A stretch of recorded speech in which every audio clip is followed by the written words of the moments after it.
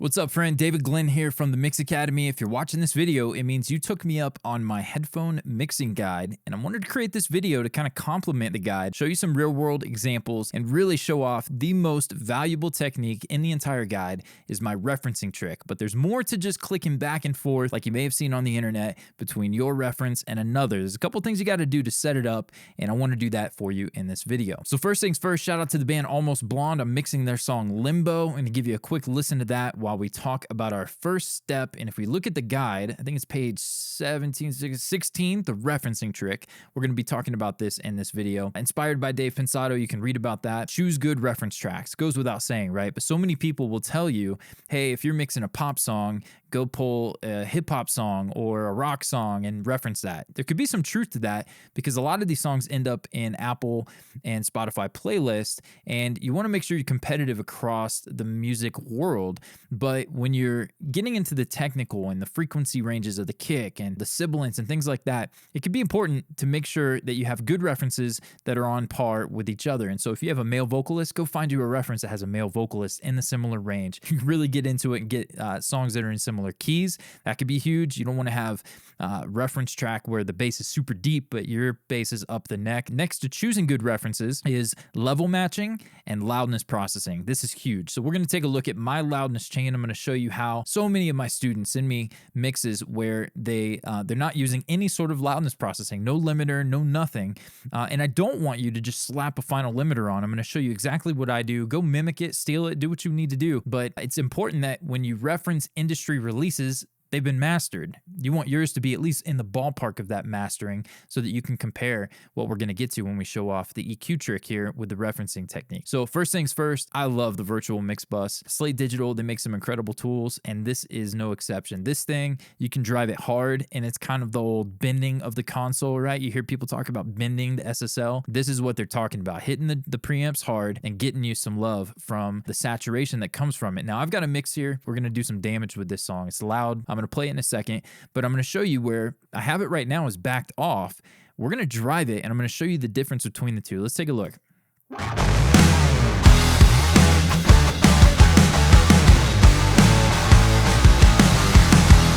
Okay, so we got the needle is dancing. That's great.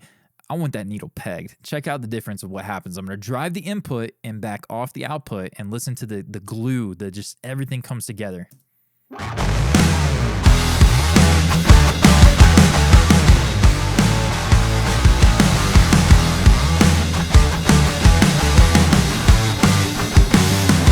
I've put a lot of low end into the kick. I've got bass that's going to come in and rock in the mids, or excuse me, in the bottom end for the verses and the pre-chorus. If you don't hear distortion, there's no distortion. Use your ears. Don't look at that meter. Drive it until it feels good. Back off the output if you need to, but that red light means nothing unless you hear distortion. I've had countless mixes where that red light is just pegged and there's no distortion. So use your ears.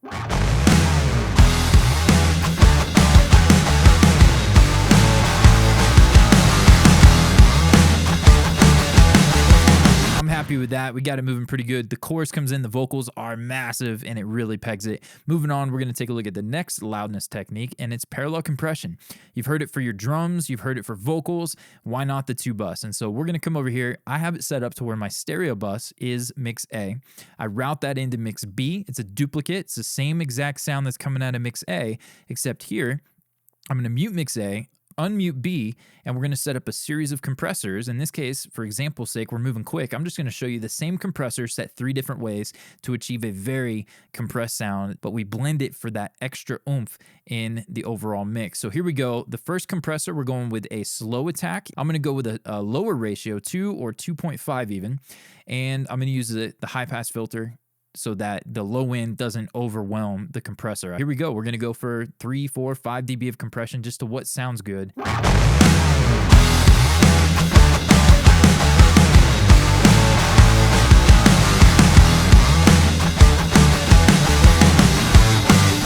You can hear that blossoming, good stuff, and we're moving on. So now we got a second compressor. This one, instead of the 30 milliseconds, you can see here, the attack, I'm going to speed that up a little bit. We're going 10 milliseconds, but this time I'm also going to boost the ratio, maybe like 4 or 5. Let's see what we get from this one.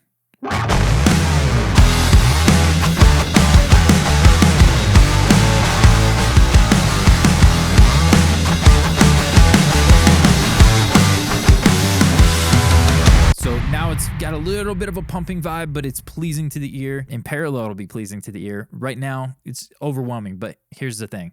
We're going for one more. Pick a limiter of your choice. Go 10 to 1, maybe even just like 7, 6, 8 to 1. A little bit higher ratio. I've still got it in the auto release. You could certainly increase that if you have a faster track. You want to really get some aggressive energy. Go to the fastest release, play with the release time. But again, we're just going to go and see how much compression can we get away with. This one, I really want to make sure that it's smothered and we take away as many dynamics as we can that still sounds good. So let's give this a listen.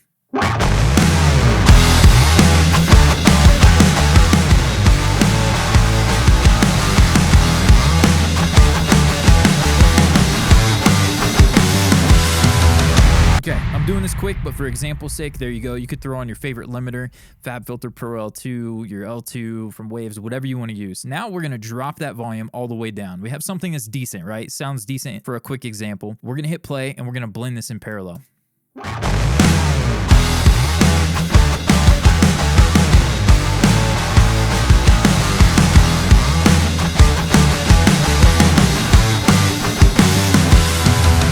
There you go. So we got louder with very little effort. Let's take a listen with and without it.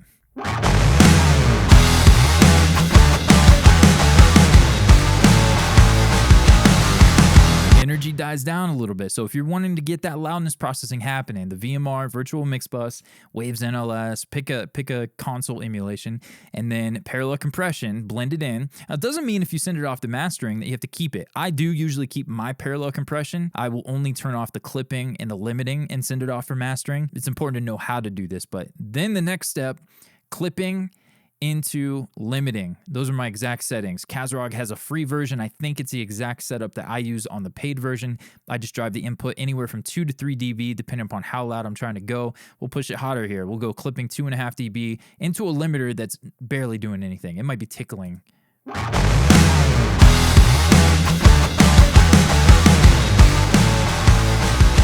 And we're just getting that much louder. So now why is that important? Again, if you're referencing an industry release that's been mastered, in this case, we got Switchfoot's Take My Fire that the band referenced. I got to make sure that I'm in the ballpark. This one's hitting at -6.5. Let's see where I'm at with just that little bit of work. We're not sweating over here, and I think we're probably in the ballpark. So Switchfoot's at -6.7, maybe 6.5. Let's come back over to my mix, and let's see where we're at.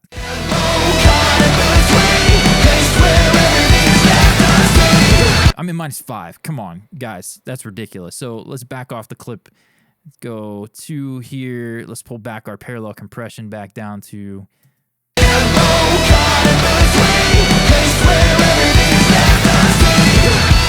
The guitar solo came in. It's just crazy, right? So I have room to come in here, VMR, back off, but now you know it's possible to get really loud and still retain punchiness, and there you go. So now, why is that important? Well, we're gonna do something with it. So I'm, for the sake of this, just gonna leave that off because we were already plenty loud.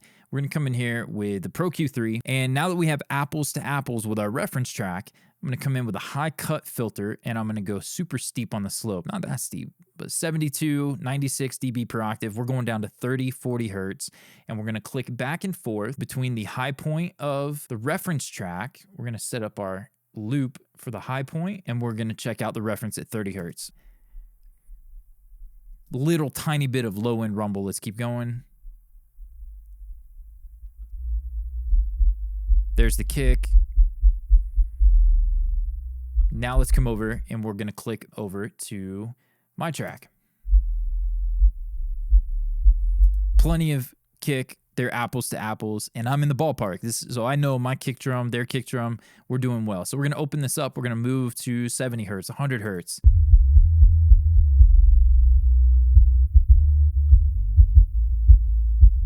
And there I can hear, I'm still mixing this. I need to look at my 70 to 100 hertz and my bass. I feel like I might be able to get away with a little more energy there. Definitely got the kick drum in place, but now the bass. And you can go and actually mix with this plugin on.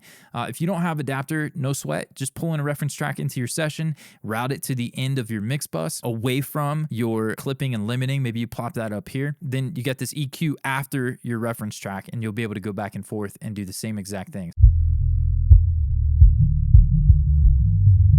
I mean, we're right in the ballpark. Just that bass that I'm hearing. We're going to go even steeper. Let's go kind of 100 to 600 once you get the low end right.